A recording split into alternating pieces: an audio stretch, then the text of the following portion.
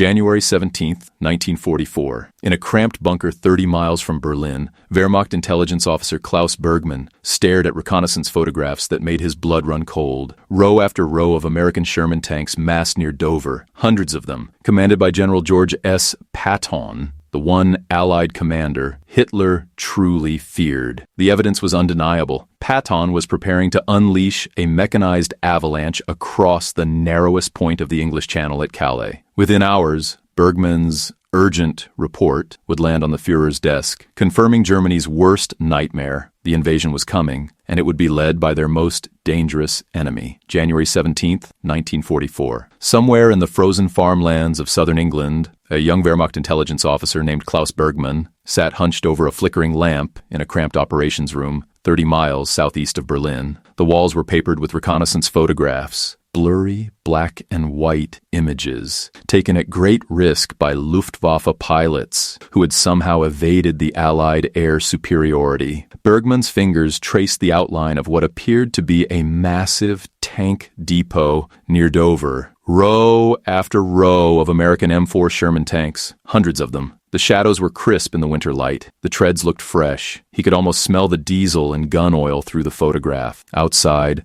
the wind howled through the shattered remains of what had once been a village church. Inside, Bergmann felt his stomach tighten. This wasn't just another intelligence report. This was confirmation of what Berlin had feared for months. General George S. Patton, the most aggressive and unpredictable American commander, was massing an enormous invasion force directly across from Calais. The implications were terrifying. If Patton struck at the Pas de Calais, the narrowest point of the English Channel, the Wehrmacht would face a mechanized avalanche unlike anything the world had ever seen. Bergmann reached for his encrypted telephone. Within hours, his report would land on the desk of Adolf Hitler himself. What Klaus Bergmann did not know, what no one in the German high command could have known, was that he was staring at a lie, an elaborate, meticulously crafted deception woven from rubber, wood, canvas, and audacity. The tanks were inflatable. The artillery pieces were painted plywood. The planes were lightweight frames covered in fabric. Even the radio chatter crackling through the airwaves, the logistical orders, the field complaints, the casual banter between fictitious units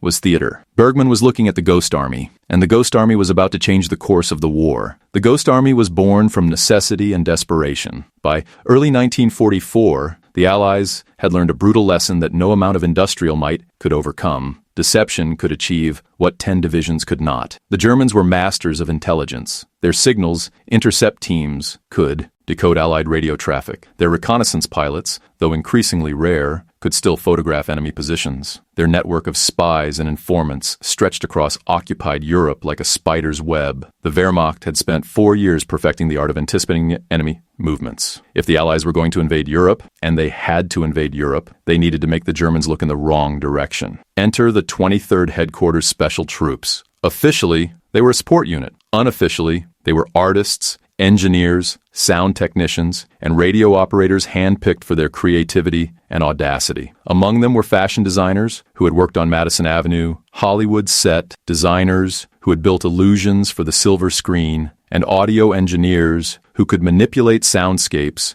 with the precision of a symphony conductor. Their mission was simple in concept, terrifying in execution: create entire phantom armies. Make the Germans believe that vast Allied forces existed where there were none. Make them commit their reserves to defend against invasions that would never come. The centerpiece of this grand illusion was the first United States Army group, known as FUSAG. On paper, FUSAG was a colossal military formation, over 1 million men strong, commanded by General George S. Patton and stationed in southeastern England, poised to strike across the Strait of Dover at the Pas de Calais. In reality, FUSAG existed only in the minds of German intelligence officers and the imaginations of the Ghost Army. But what an imagination it was. The Ghost Army deployed inflatable Sherman tanks that could be carried by 2 men and inflated in 5 minutes. They erected plywood artillery pieces that looked authentic from 500 feet above. They parked canvas-covered jeeps in neat formations and created entire motor pools from painted lumber. But the deception went far deeper than visual trickery. The Ghost Army understood that the Germans were listening, so they flooded the airwaves with fabricated radio traffic, unit movements, supply requisitions, weather reports, even personal messages between fictitious commanders. They mimicked the radio signature of real divisions, complete with authentic call signs and encryption patterns. They created an entire fictional ecosystem of military communication. And then there was the sound. The Ghost Army's sonic deception unit was perhaps the most ingenious element of all. Using massive speakers mounted on half-tracks, they could project the sounds of tanks, trucks, and troops across miles of open countryside. The recordings were meticulous, the grinding of tank treads, the rumble of diesel engines, the clanking of supply convoys. At night, these sounds would drift across the English Channel, picked up by German listening posts on the French coast. To the Wehrmacht, it sounded like an armored division preparing for war. In truth, it was a handful of technicians playing a recording. But perhaps the most critical element of the deception was Patton himself. George S. Patton was a figure of terror and fascination to the German high command. He had torn through Sicily like a hurricane. His tanks had humiliated the Wehrmacht in North Africa. German intelligence believed correctly that Patton was the Allies' most dangerous field commander. Hitler himself had said that Patton was the only American general who understood mechanized warfare. So when intelligence reports confirmed that Patton was commanding Fusag in southeastern England, it confirmed every German assumption about Allied strategy. Of course, Patton would lead the invasion. Of course, he would strike at Calais, the shortest, most logical route into France. It all made perfect sense. What the Germans didn't know was that Patton was being deliberately sidelined. His abrasive personality and tendency to create diplomatic disasters had made him a liability in the eyes of Supreme Allied Commander Dwight D. Eisenhower. But Patton's reputation made him the perfect bait. By placing him at the head of a phantom army, the Allies weaponized German respect for his tactical brilliance. Every inflatable tank, every fabricated radio message, every sound recording gained credibility because Patton's name was attached to it. The Ghost Army's work reached its crescendo in the spring of 1944 as D-Day approached. In southeastern England, the phantom Fusag swelled to monstrous proportions. German reconnaissance flights photographed the fake installations. Signals intelligence intercepted the radio chatter. Informants reported massive troop concentrations. Every piece of intelligence pointed to the same conclusion. The invasion would come at Calais, and it would be led by Patton. On the morning of June 6, 1944, when Allied forces stormed the beaches of Normandy, 200 miles west of Calais, the German reaction was paralysis. Hitler and his generals looked at the reports and saw a diversion. Surely the real invasion, the Patton invasion, was still coming at Calais. The 15th Army, Germany's most powerful defensive force in France, remained frozen in place around the Pas de Calais, waiting for an invasion that existed only on paper and in their imaginations. For crucial weeks, as Allied forces struggled to expand their beachhead in Normandy, an entire German army sat idle, guarding against ghosts. Even after D-Day, the Ghost Army continued its work. They deployed to France, creating the illusion of Allied divisions where there were only regiments. During the breakout from Normandy, they staged elaborate deceptions that convinced German commanders they were facing overwhelming force. Before the crossing of the Rhine, they simulated massive troop concentrations in areas far from the actual crossing points. Time and again, they pulled German divisions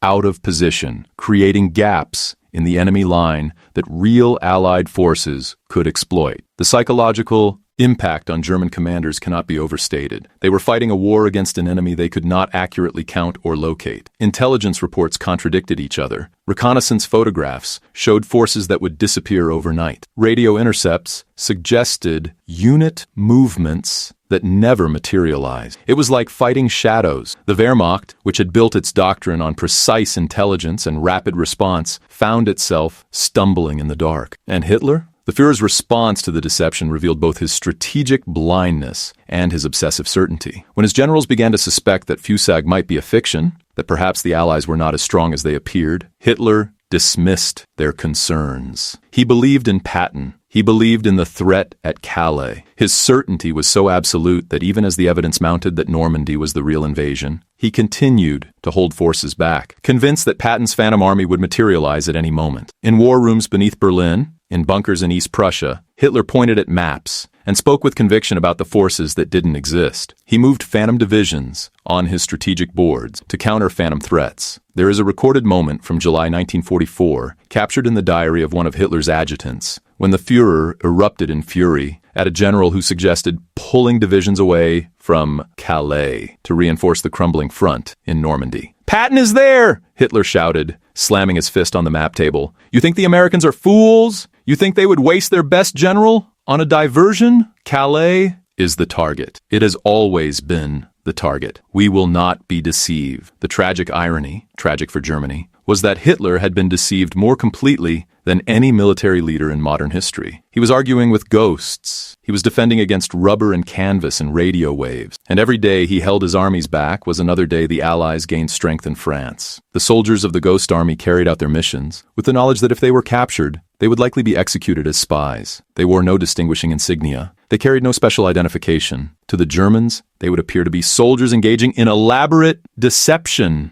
a violation of the traditional laws of war. Yet they continued night after night, inflating their tanks, moving their plywood artillery, broadcasting their phantom messages into the night. They were artists painting illusions on the canvas of war, knowing that each successful deception might save thousands of lives on the beaches, in the hedgerows, in the killing fields of France. Consider the absurdity and the audacity. A few hundred men with rubber balloons and sound trucks, convincing the most militarized nation on earth that an entire army group existed. It was theater elevated to strategic art. It was the triumph of imagination over industrial might. It demonstrated a peculiarly American form of warfare, one that valued creativity and improvisation as much as firepower and steel. The Ghost Army's campaigns became a symbol of something deeper about the American approach to the war. While the Soviet Union ground down the Wehrmacht through sheer human sacrifice, while Britain endured through stubborn determination,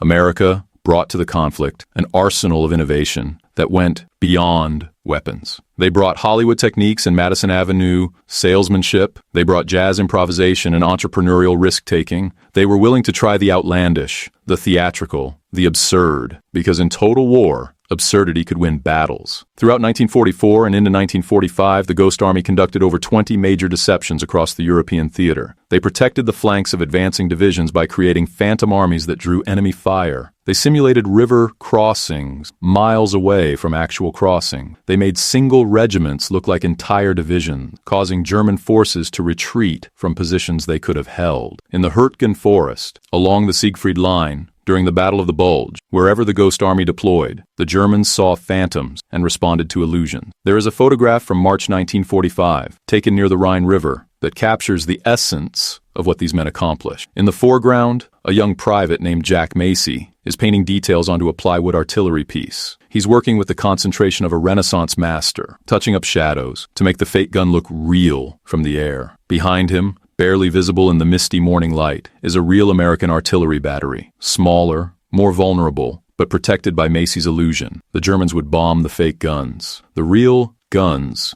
would survive to support the river crossing. Macy, a former department store display designer from Brooklyn, is saving lives with a paintbrush. The irony would have delighted him. As the war ground toward its conclusion, as Allied armies pushed into Germany from west and east, the Ghost Army's work took on an almost surreal quality. They were creating illusions in the ruins of cities, among populations who had stopped believing in anything. German military intelligence, which had been methodical and sophisticated at the war's beginning, had deteriorated into paranoia and confusion. Officers no longer trusted their own reports. Everyone saw threats that might or might not exist. The Ghost Army had not just deceived the Wehrmacht, they had undermined its fundamental confidence in observation and analysis. In the final accounting, historians estimate that the Ghost Army's operations saved between 15 and 30,000 Allied lives. They tied down German divisions that could have reinforced critical battles. They protected vulnerable flanks during offensives. They created windows of opportunity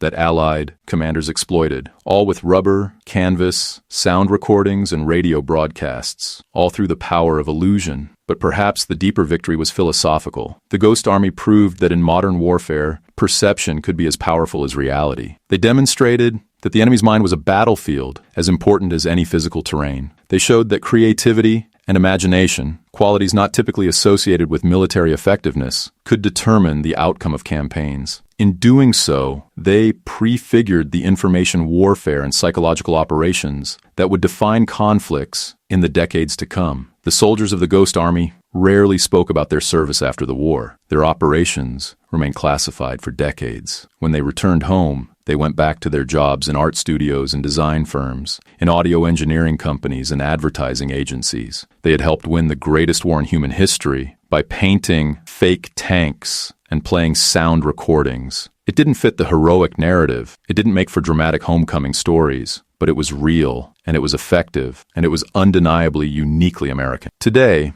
if you visit the National World War II Museum, you can see one of the Ghost Army's inflatable tanks. It's displayed partially inflated, so visitors can understand the mechanism. Children press their hands against the rubber and giggle at the idea of fake tanks fooling anyone. Adults read the plaques and shake their heads in wonder. The tank looks absurd in the sterile museum light, a canvas and rubber toy that somehow helped defeat Nazi Germany. But if you could transport that tank back to January 1944, to the frozen farmlands of southern England, and inflate it alongside 100 others in neat military formations, and photograph it from 5,000 feet in the weak winter sun, then you would see what Klaus Bergmann saw. You would see a threat. You would see American industrial might preparing to unleash mechanized fury across the channel. You would see everything the Ghost Army wanted you to see. And somewhere, in a bunker deep beneath the Reich Chancellery, you would hear Adolf Hitler pointing at a map and insisting with absolute certainty that General Patton was coming for Calais. You would hear him refusing to redeploy his armies, refusing to abandon his positions, refusing to accept that he had been deceived by artists and engineers with paintbrushes and sound trucks. The Ghost Army understood something profound about warfare and about human nature. We believe what makes sense to us. We see what we expect to see. The Germans expected Patton to lead the invasion at Calais because that's what made tactical sense. And because Patton was the commander they feared most. So when intelligence confirmed those expectations, even though the intelligence was fabricated, they believed it with the certainty of religious conviction. In the end, the Ghost Army won, not through superior firepower, but through superior understanding of the enemy's mind. They didn't defeat German divisions through combat. They defeated German intelligence through theater. They turned the Wehrmacht's own analytical capabilities into a weapon against itself. Every reconnaissance photo, every intercepted radio message, every sound recording became ammunition in a war fought in the imagination. This was America's secret weapon, not just industrial capacity or technological innovation, but the willingness to try something audacious and unprecedented. The willingness to turn artists into soldiers and soldiers into artists. The willingness to believe that rubber tanks could beat steel ones if deployed with enough creativity and courage. When the war ended and the deception was finally revealed, some German officers refused to believe it. They insisted that Fusag must have been real, that the intelligence couldn't have been so thoroughly falsified. To admit otherwise would be to admit that they had been comprehensively fooled, that they had based strategic decisions on illusions. The cognitive dissonance was too painful. They preferred to believe in a conspiracy of silence rather than accept that a few hundred Americans with artistic backgrounds had outwitted the entire Wehrmacht intelligence apparatus. But the evidence was undeniable. The inflatable tanks were photographed. The sound trucks were documented. The radio operators were debriefed. The elaborate fiction was dismantled piece by piece, revealing the stunning scope of the deception. And in that revelation was a lesson that echoed far beyond World War II. There is a symbolic resonance to the Ghost Army that transcends their specific operations. They represented the idea that reality itself is partially constructed through perception and belief. They proved that in the modern age, with modern technology, a small group of creative individuals could manufacture reality for an entire nation. They were the precursors to every information operation, every psychological warfare campaign, every strategic deception that followed. But they were also something more elemental and human. They were artists refusing to let war destroy their creativity. They were individuals finding ways to use their unique talents in service of something larger than themselves. A fashion designer inflating rubber tanks. A sound engineer simulating an armored division. A radio operator creating fictional conversations between phantom commanders. Each was taking the skills they developed in peacetime and weaponizing them in the most literal sense, turning creativity into a tool for defeating fascism. The recurring symbol throughout the Ghost Army story is not an object, but an idea, the power of imagination. While German military doctrine emphasized industrial production, tactical precision, and overwhelming force, the Americans added a wild card, the willingness to try things that seemed impossible or absurd. This wasn't just about deceiving the enemy. It was about embracing a fundamentally different approach to problem solving. Where German military culture valued conformity and adherence to doctrine, American military culture, at its best, valued innovation and individual initiative. The Ghost Army succeeded because they were allowed to succeed. American commanders gave them resources, protected their secrecy, and trusted them to accomplish something that seemed impossible. That trust was itself a weapon, a force multiplier that turned a handful of creative soldiers into a strategic asset capable of influencing the entire European campaign. In the final months of the war, as the Ghost Army conducted operations deep inside Germany, they occasionally encountered civilians who had seen through their deceptions, farmers who had gotten close enough to realize the tanks were rubber, children who had discovered that the artillery pieces were plywood. But by then, it didn't matter. The strategic deceptions had already succeeded. The German military was broken, not just by Allied firepower, but by the cumulative weight of 3 years of fighting an enemy they could never quite see clearly. The epilogue to the Ghost Army's story is written in the decades that followed. The techniques they pioneered, inflatable equipment, sonic deception, radio traffic analysis and fabrication, strategic camouflage, became standard elements of military doctrine. The Central Intelligence Agency studied their operations. Military academies taught their campaigns as case studies in unconventional warfare. The lessons they learned about perception and deception rippled forward through every conflict that followed. But perhaps the deeper legacy is philosophical. The Ghost Army proved that in the contest between imagination and force, imagination could win. They demonstrated that a free society, which cultivates creativity and values individual innovation, possesses advantages that no amount of military discipline can replicate. The Wehrmacht was a fearsome machine, precise, powerful, ruthless, but it was a machine. It processed information according to established patterns. It responded to threats based on doctrine and historical precedent. The Ghost Army was something else entirely, a jazz ensemble improvising on the themes of war, a theater troupe staging the performance of their lives, a group of artists and engineers and hustlers who understood that reality is malleable when you control the information that shapes perception. When Adolf Hitler stood in his command bunker and insisted that Patton was coming for Calais, when he refused to redeploy his forces, when he clung with fanatic certainty to a threat that existed only in photographs and radio intercepts, he was experiencing the ultimate defeat, not the defeat of his armies, which was inevitable once America and the Soviet Union entered the war, but the defeat of his certainty, the defeat of his conviction that willpower and ruthlessness could overcome any obstacle. Hitler had built an empire on the manipulation of perception. He had used theater and spectacle and propaganda to convince an entire nation to follow him into catastrophe. And in the end, he was undone by his own techniques, used against him by artists who understood that symbols and illusions could be weapons as powerful as any gun or tank. The ghost soldiers returned home and resumed their civilian lives. They had spent months creating fictional armies, staging elaborate deceptions, risking execution if captured. They had saved thousands of lives. They had changed the course of history. And then they went back to designing window displays and recording sound effects and operating radio equipment, carrying with them the knowledge that they had fought the war, not with bullets but with imagination. There is no monument to them comparable to the memorials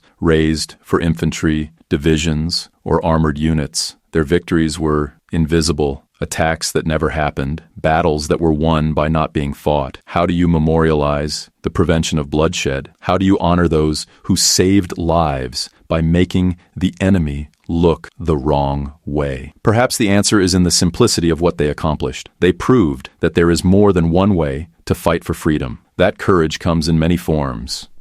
That sometimes the most powerful weapon is not a gun, but an idea, deployed with creativity and conviction. The inflatable tank sits in the museum, a monument to the audacious and the absurd.